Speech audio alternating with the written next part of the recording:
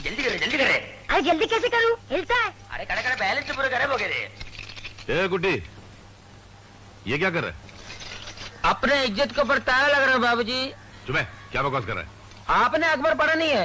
काला धंधा करने वाले को बीच में तरफ नंगा करना शुरू कर दिया है, इसलिए मैं ताला बांध के लुंगी पहन रहा। मेरे लुंगी कौन उतरे? हंसने का बात नहीं है, आपका पैंट उतरने का पहले चांस है, इसलिए लोहे का पैंट पहन के घूमो।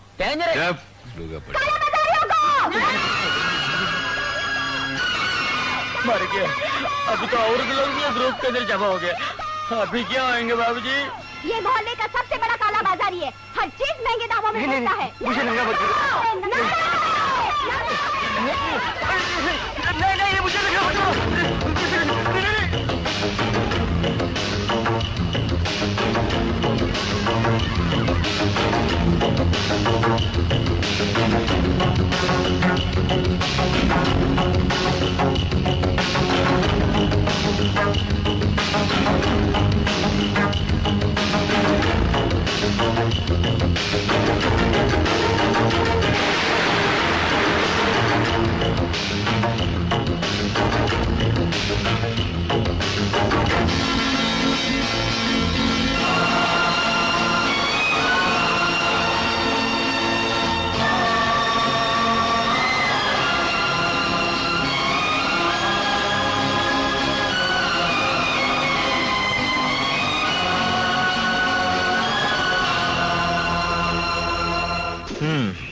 ठाकुर, तुम्हें पूरा यकीन है कि जिसने तुम्हारे कपड़े उतारे थे वो विजयी था?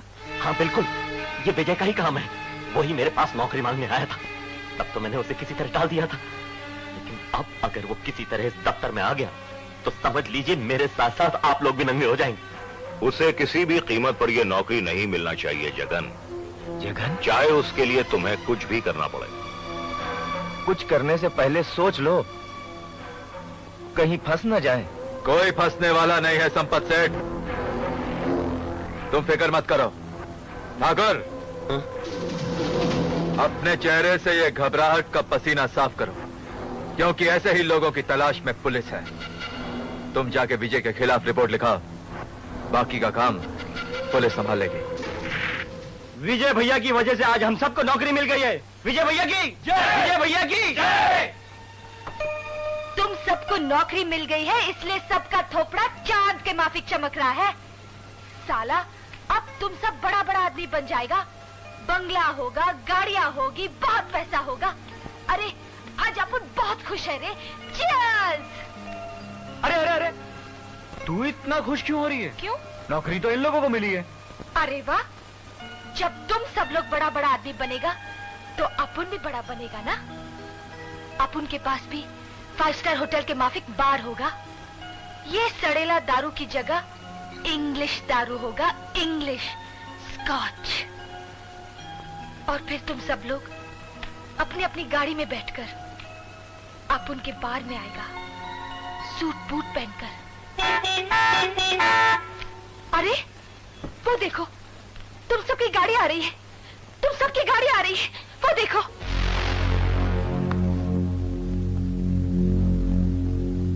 कमल, बाहर क्यों खड़ा है? अंदर आना। मुझे तुझसे जरूरी काम है। हाँ बोल। यहाँ नहीं, अकेले में। चल।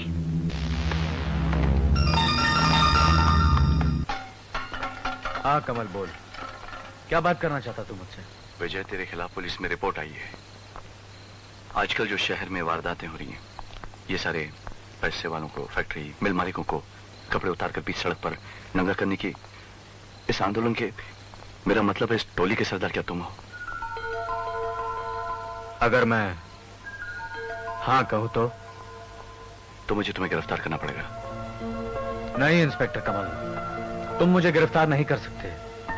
जानते हो क्यों? क्योंकि तुम्हारे पास मेरे खिलाफ कोई सबूत नहीं है। हाँ, आज नहीं, पर कल जब होगा तब। एक बात बता, तो ऐसे खतरनाक खेल क्यों खेलता? कमल बाबू, बिना नौकरी के हमारे घरों में चूल्हा तक नहीं जलता। रिश्वत की तिजोरियों में हमारे हक कैद पड़े हैं। उनको हासिल करने के लिए उन तिजोरियों को तोड़ना ही पड़ेगा। अपना हक छीन कर ही हासिल करना पड़ता है, वैसा नहीं मिलता। मैं नहीं मानता तुम्हारी इस दलील को। इस दुनिया में और भी लोग हैं जिन्हें नौकरी मिल जाती है, वो अपनी जिंदगी आराम और चैन से कैसे गुजार लेते हैं। मतलब तुम्हारे जैसे लोग है ना? हाँ, वहीं से ही मेरे जैसे लोग। तुम्हारे जैसे लोगों को तो नौकरी मिलेगी, जिंदगी का हर आराम नसीब होगा ही। क्यों नसीब होगा? क्या फर्क है तुम्हें और मुझ में? यही सवाल आज मैं तुमसे पहली बार कर रहा हूं कमल। मेरे और तुम्हारे पिता बरसों तक एक ही ऑफिस में काम करते रहे, एक ही ओहदे पर एक ही तनख्वाह मिलती रही, तो फिर क्या वजह है कि तुम्हारे घर में कभी किसी चीज की कमी नहीं रही और हमारे घर में कभी कभी फाका भी होता रहा? बचपन में तुम कीमती खिलौनों से खेलते रहे और मुझे मामूली मिट्टी का खिलौना भी नसीब न हुआ। एग्जाम्स में तुम्हारे मार्क्स मुझसे कम आए, मगर तुम्हें नौकरी मिली, मुझे नहीं। क्यों? क्यों नहीं मिली? क्या मतलब है तुम्हारा? क्या साबित करना चाहते हो तुम कि मेरे पिता जिंदगी भर लोगों से रिश्वत लेते रहे? सच्चाई के तराजू में तोल कर देखो, तुम्हें इस सवाल का जवाब मिल जाए। तेरी इतनी हिम्मत कि तुम मेरे पिताजी पर रिश्वत का कम लगा रहे?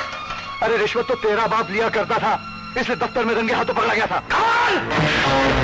मेरे पिता पर इल्जाम तू लगा रहा है, जिसकी जिंदगी की सारी खुशियां रिश्वत से खरीदी हुई है।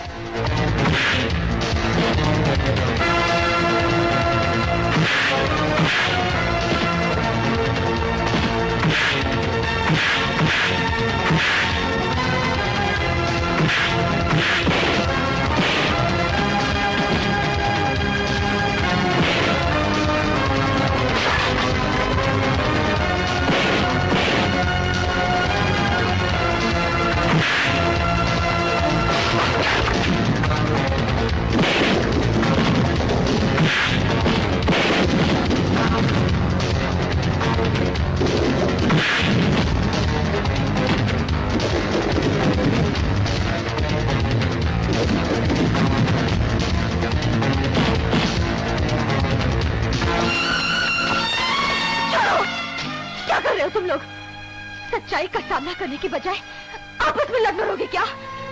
शर्म आनी चाहिए तुम लोगों को।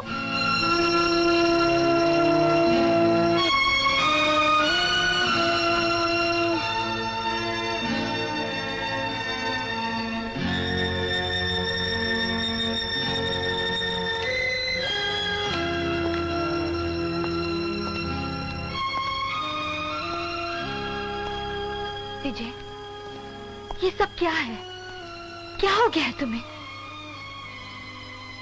तुम मुझसे ये पूछने आए हो कि मैंने सारी जिंदगी अपनी कुर्सी का नाजायज फायदा उठाकर दुनिया से रिश्वत ली या नहीं?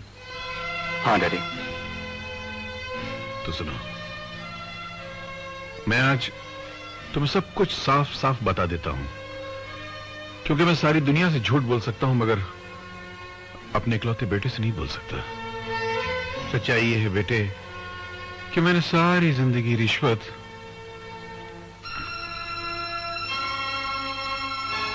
नहीं ली। रिश्वत का एक पैसा भी हराम है मुझ पर। अगर मुझ पर विश्वास नहीं आता तो अपनी मां से पूछो। नहीं, इससे मत पूछो, मैं खुद बताता हूं, क्योंकि इससे पूछोगे तो इस बेचारी को अपने पुराने दिन याद आ जाएंगे, रो पड़ेगी, दिल दुखेगा बेचारी का। हाँ बेटे, इस घर का सुख चैन सब कुछ मेरी बरसों की जान तोड़ मेहनत का नतीजा है।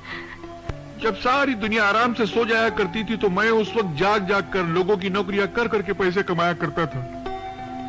तेरी मां मेरा दुख जानती है क्योंकि वो मेरे गम में बराबर की शरीक है, मगर मैंने अपने दुख की परछाई कभी तुझ पे पड़ने ही नहीं थी। मगर आज दुख की बात यह है कि मेरी औलाद मुझे पर शक कर रही है। आई एम सॉरी डैडी, मुझसे रहा नहीं गया इसलिए मैं पूछ बैठा डैडी। मैं वाकई बहुत शर्मिंदा हूं डैडी, मुझे माफ कर दीजिए प्लीज। कोई बात नहीं बेटा, कोई बात नहीं, होता है। लेकिन अगर मेरे आंसुओं से तेरे मन का मैल धुल गया तो मेरे लिए इससे बढ़कर खुशी की बात क्या हो सकती है? कोई बात। जा बेटा जा, तू घर जा, कामनी तेरा इंतजार कर रही होगी। जा, कोई बात नहीं, जा जा जा। महानगर पालिका यहाँ के रहने वालों को सूचित करती है कि यह बस्ती गैर कानूनी करार दी गई है। अगर ये बस्ती 1 महीने के अंदर अंदर खाली नहीं की गई तो कानूनन इस बस्ती को तोड़ना पड़ेगा। साला, तुम हमारा बस्ती तोड़ेगा तो हम लोग किधर जाएगा? तेरी माँ के मैके में जाएगा, तेरे बाप के घर में जाएगा। फोड़ डालो उन साले को और तोड़ दो ये बोर्ड। ए लड़की, तेरी बापू की माँ की आँख। ये सब क्या हो रहा है? अरे विजय, ये साला लोग अपनी बस्ती को तोड़ना मांगता है, बोलता है उनकी बस्ती गैर कानूनी है। गैर कानूनी? कौन कहता है ये गैर कानूनी है? महानगर पालिका, और हमें यह ऑर्डर मिला है कि ये बस्ती तोड़कर निर्मल बिल्डिंग के लिए रास्ता बनाया जाए। निर्मल बिल्डिंग के लिए रास्ता? किसने पास किया ये ऑर्डर? म्युनिसिपल सुप्रिंटेंडेंट ठाकुर ने। ये देखो।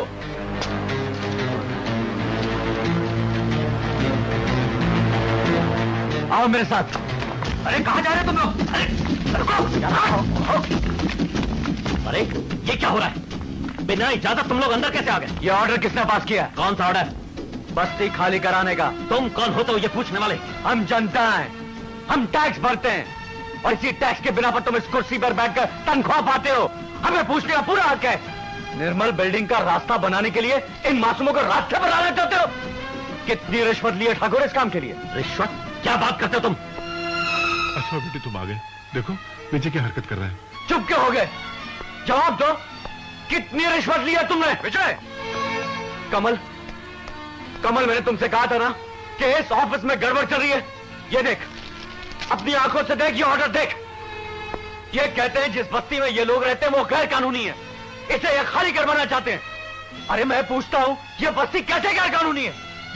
जब कॉर्पोरेशन ने हर मकान को नंबर दिया, इनके पास राशन कार्ड है, बिजली है, तो किस हिसाब से गैर कानूनी है? ये बस्ती गैर कानूनी है। मैं कहता हूं ये बस्ती गैर कानूनी है। चिल्लाओ मत। चिल्लाने से तुम सच्चाई को दबा नहीं सकते। ये तो शुरुआत है, अब तुम्हें बहुत सी सच्चाइयों का सामना करना है। और एक बात याद रखना, अगर बस्ती की एक भी छत गिरेगी तो तुम्हारे सर पर भी छत नहीं रहेगी। बताओ, देखा कमल, ये कल का बच्चा हमको धमकियां देकर चला गया। समझ में नहीं आता इस दुनिया में किस पे भरोसा किया जाए और किस पे भरोसा न किया जाए। अब ठीक है रे डैडी, वाकई समझ में नहीं आता किस पे भरोसा किया जाए और किस पे नहीं। वाह साहब वाह, मान गए। अगर हर गरीब आपकी तरह ऐसे ही अपने हक के लिए लड़े तो फिर कोई भी उसका हक नहीं छीन सकता। चाय पिएगा साहब? आपके लिए स्पेशल चाय बनाई है। मामला कोर्ट में पहुंच गया। क्या बात कर रहे हैं ठाकुर साहब, ये कैसे हो गया? अगर बस्ती खाली नहीं हुई और निर्मल बिल्डिंग के लिए रास्ता नहीं बना तो मेरा तो करोड़ों रुपए का नुकसान हो जाएगा। मैं कुछ नहीं जानता, मुझे हर हालत में वो बस्ती खाली चाहिए, समझे आप? रणवीर सेठ, बस्ती भी हट जाएगी और रास्ता भी बन जाएगा। कैसे? जज को मार डालोगे? ये डिपार्टमेंट जगन धमालिया का है सेठ। जज हो या बस्ती का लीडर विजय, मतलब बस्ती खाली कराने से है। हो जाएगा।